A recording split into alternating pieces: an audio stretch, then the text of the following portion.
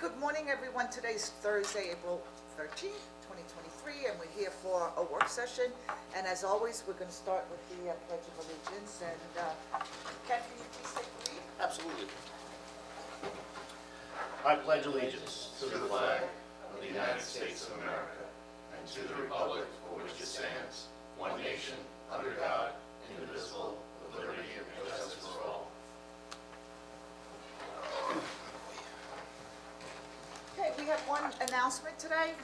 We just want to remind you that on Saturday, April 22nd, 2023, from 10 a.m. to 12 in the afternoon at the Suffolk Theater, residents and business owners and property owners and any interested party are encouraged to attend our comprehensive plan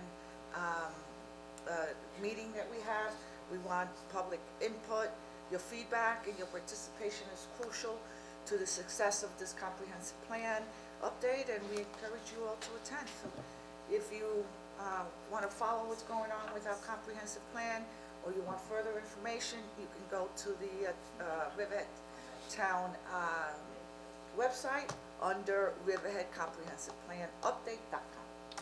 And so, okay, we're going to move on to our... And we have one more on that same day.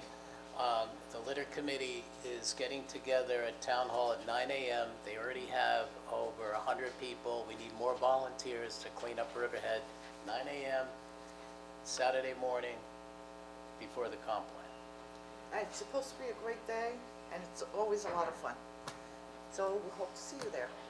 Okay, moving forward to our first discussion today, which is matters surrounding the possible purchase and implementation of new software, citizen service, which I understand will allow the town to go online for permitting, and it's a streamlined effort. We're hoping to automate our building department. We have to keep up with the times, and many jurisdictions are using it. I know Huntington has had a great success. There's a citizens component where you can review plans. It's a great effort, and so we have it here for the work session, so the board can be advised, possibly move forward with it. And so we have our IT head, Chip, and then we also have Bill Lothar here. And gentlemen, do you want to come forward, please? Good morning. Good morning.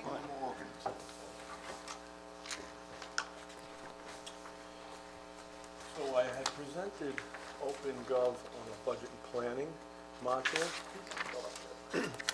On a budget and planning module, and so that's part of the resolution today. The other part of the resolution since then is we sat and spoke to OpenGov about the citizen services module, which allows online permitting and a host of other things.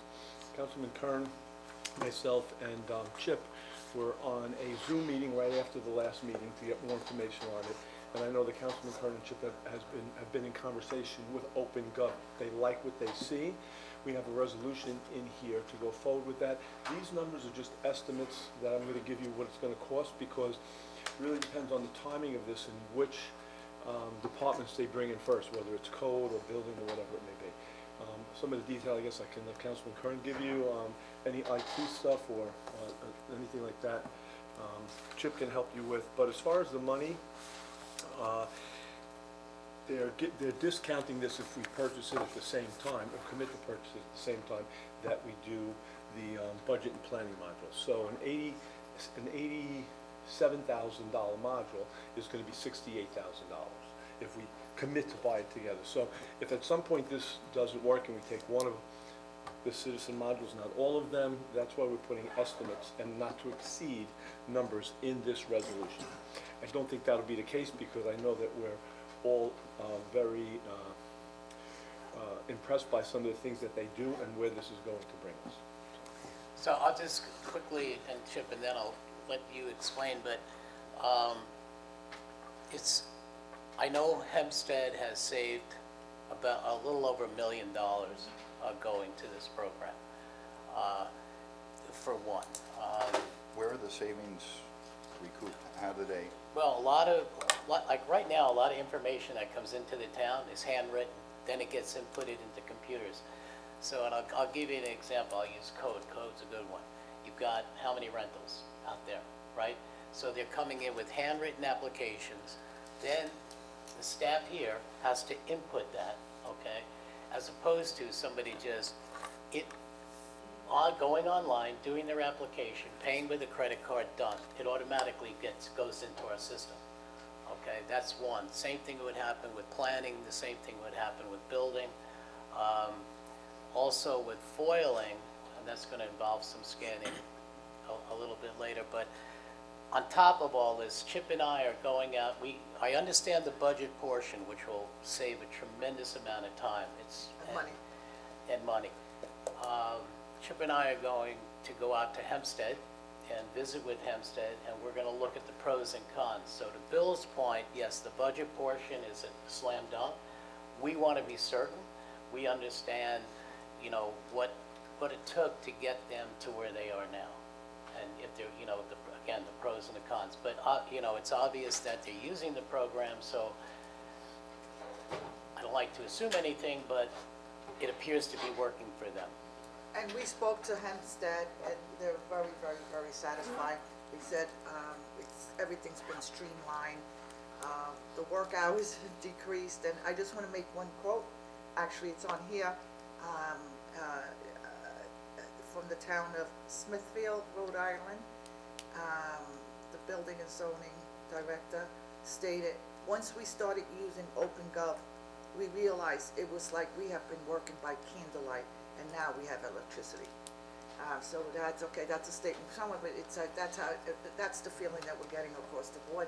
So, we are gonna do a walkthrough with Hempstead, to make sure, and we're gonna bring IT. Actually, we had set this meeting up a couple of months ago, but Yeah, it could take off,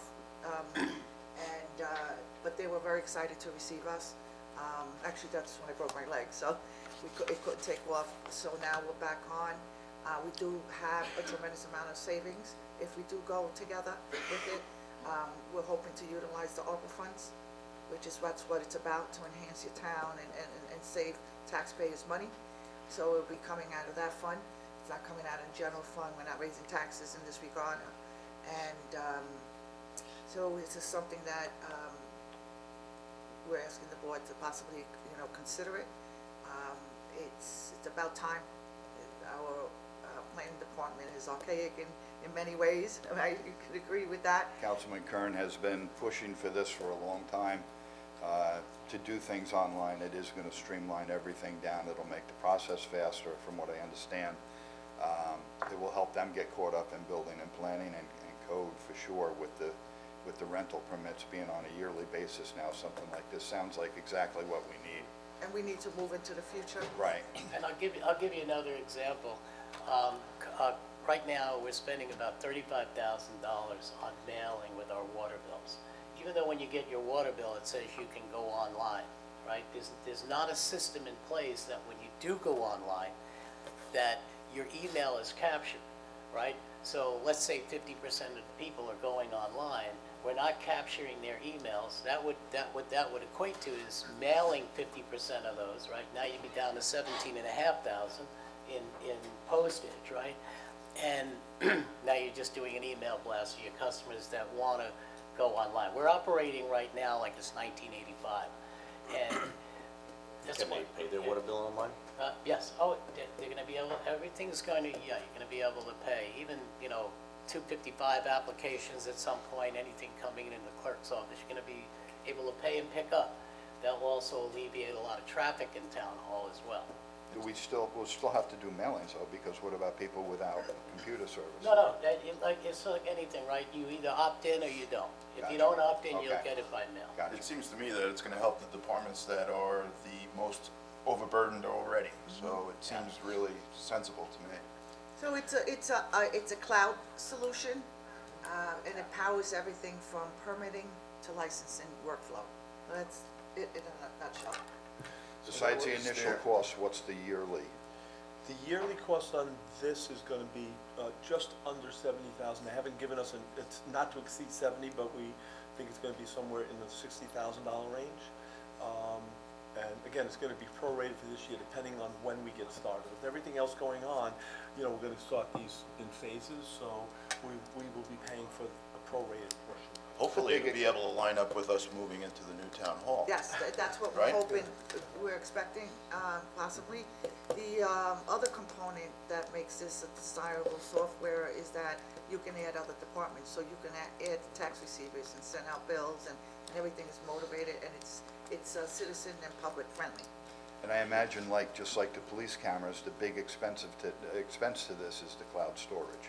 Yes. Yes, and there's another thing, the more stuff we take off of our server, the longer that server's going to last, and they use AWS as their... Amazon. Yeah, Amazon and Azure, so I guess they have a double backup for this.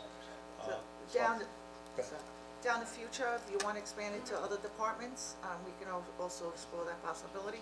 Right now, we're just concentrating on the accounting component, which this board has gone forward, has approved. So this is in addition, instead of doing it piecemeal and figuring it out, let's get it all in one nice package, and then just start with building, which is in dire need of assistance, and then from there on, we can expand, you know, a lot of our services. And again, I just want to stress that it's user-friendly. It's for the public to also to be engaged, and so it's up for your consideration. How is the legal component compromised in terms of when the assessor's office has to do their notifications about star exemptions or seniors, firefighters, things like that, where they're required to send out these notifications?